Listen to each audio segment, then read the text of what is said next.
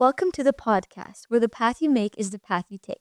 Today, I'm here with the owner of Iconique Photography. Please introduce yourself. Okay, hi. I'm Roujan, and as Miriam said, I'm the owner of Iconique Photography. And if you're interested, I have a story for why I named it that. I would love to hear it. Okay. So when I was deciding what kind of feeling I wanted to capture for my business, I thought something iconic, but then with an extra special cherry on top. So I really leaned into it. So it's the French iconique. I feel like that's the perfect name for your style. Thank you so much. Okay, we'll start off simple. What first inspired you to get into photography? Oh, I was always the kid who had a camera. Like when I was just walking around or going on field trips, I remember I was taking a million pictures, and I just thought I was such a good fit because I like to notice the little things around me, and now I have a grown-up camera. Okay, so you've always loved photography, but when did you know you wanted to pursue it professionally? But, um, about last year, just over a year ago, actually, when I got my really good professional camera, I started needing more things to take pictures of, and it just kind of fell into place pretty naturally where I needed people to let me come to their events so I could take pictures with them. And in doing so, I ended up opening Iconique. That's perfect. Did you find that there was a certain type of photo you started when you started learning? Sure, yeah. Um, The type of photo that I started learning with, I thought I was really gonna gravitate towards like street photography. Like, I don't know if you follow like Humans of New York. I was thinking it would be something like that, but then it felt a little bit, I don't know, I didn't feel as drawn to it as I thought I was going to. So I ended up leaning in more towards people during their most memorable milestone moments. And it's been lovely because they're always so happy. So I'm enjoying that a lot. Is that what you're still doing now? Yes, that is what I'm doing now. So I call them milestone moments. So every kind of bridal party, anniversary, engagement, birthdays, sometimes people do, or just like family portrait photography. I'm there for it. That's so sweet. Yeah. Is there something you really enjoy about this kind of photography? Yeah, I really enjoy working with people. I enjoy seeing families grow and evolve, and being a part of those really special moments is such an honor to me just to be trusted with those moments. So yeah, that's what keeps me going, honestly. That's a really good answer. Okay. I guess now we'll go into a bit of the process. So, how did you teach yourself the technical aspects of photography? Okay. So a lot of photography comes down to the artistic kind of vision of it. So, composition, color, lighting, all of that stuff. I feel like I've been honing for years just because I've always been interested in the arts and been an artist. But then once I got my camera, it turned into a process of how can I use this camera as a tool to do what I want it to do. So it's definitely an ongoing process, but yeah, I think Was there a specific resource or method that really helped you? yeah, honestly, it sounds so easy, but TikTok and YouTube, it's actually been amazing because I've been able to make a really nice community of photographers. So a lot of the times I will be able to ask them for their experiences or get insights from them and all of those good things. So that's definitely taken a little bit of time to build, but it's been worth it for sure. Yeah, that makes sense. What was like a very challenging part of learning by yourself? Oh, I think the challenging part is not being able to have kind of someone to run things by because it's definitely one of those fields where there's no right answer. Which is it's so upsetting, but is sometimes you have to make sure that it looks the way that you are happy with and just kind of leave it. Yeah.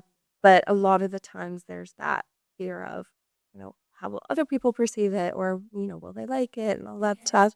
So it's just kind of that's the hardest part is being able to let go of that mentality. What helps you get past those feelings? Um, Honestly, I think to some extent I do ask the people in my community, Yeah. photography community. But then I also I think I've gotten to a point where I keep my editing style consistent with how I see the world, and so if that's how I'm seeing the world, then I end up Yeah. just calling it a day. Not too much overthinking that way. That's true. What helps you motivate you to keep going even when you're not exactly sure?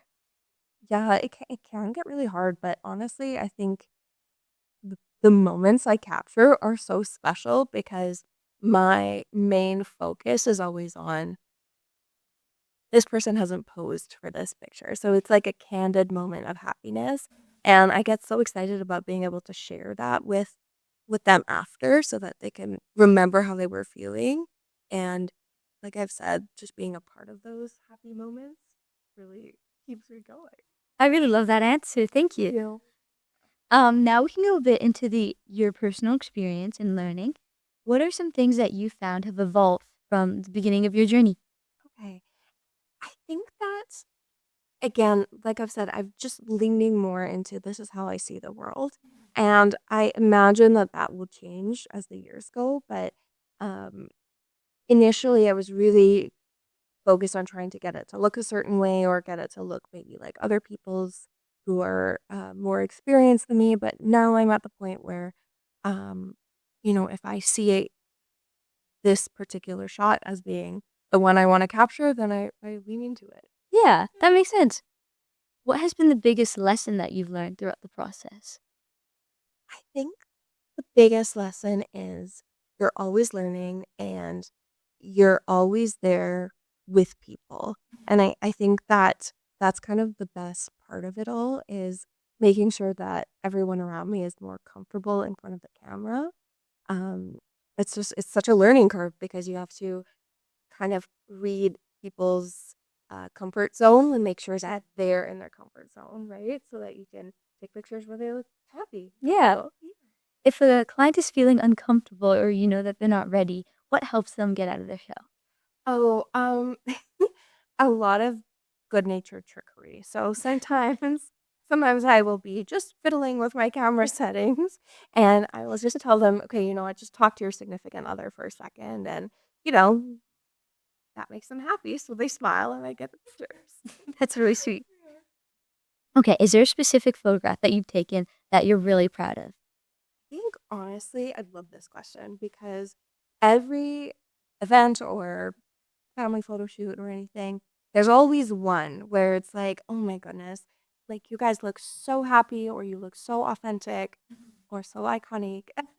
And I'm always so excited to share those with the people that I was taking the pictures of. So yeah, I think every time I take my camera out, there's a new one.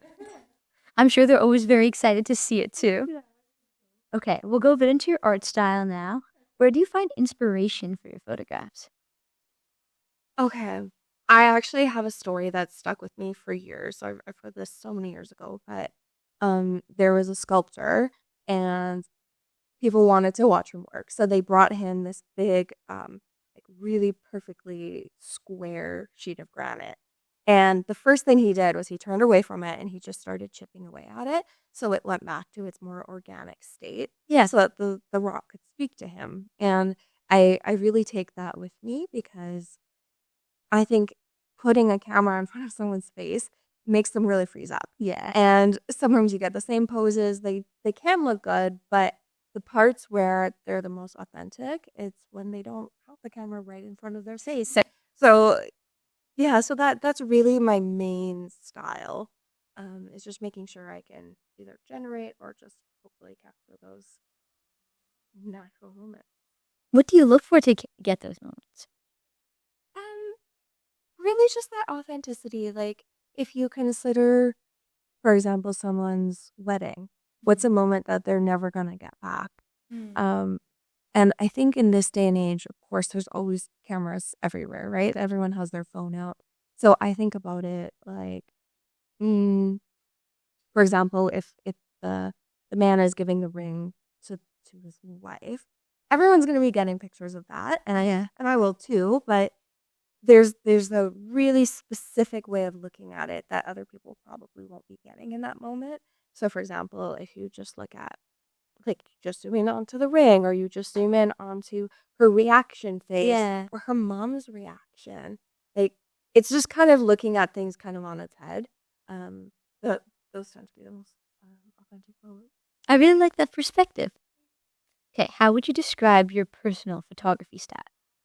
Oh, I would describe my personal photography style as being something that hopefully empowers the people I'm taking pictures of to feel really confident both during and after their pictures, and then also staying authentic to their experience and to who they are. I love that. Okay, and finally, we'll end off with some advice. Oh. If you were starting over today with no experience, is there anything you would do differently? I think definitely I would start with getting that community base. It took like I said, it took quite a while to get it um in place. So I would start there sooner. And I would probably spend a little bit of time learning about the business side of things too. Just Yes. doing that kind of as I go, but it would be nice to do that in advance next time. That's actually really fair. So, what advice would you give to someone who wants to be a self-taught photographer? I would say never stop asking questions. It's definitely an art, not a science. So you can learn techniques, but at the end of the day, it's what you bring to the table. So just making sure you're staying true to yourself and that you're not stressing out too much. Thank you so much, Roujan, for being here with me Thank you. tonight and for all of your answers. And thank you for tuning in. Thank you for having me. I love that.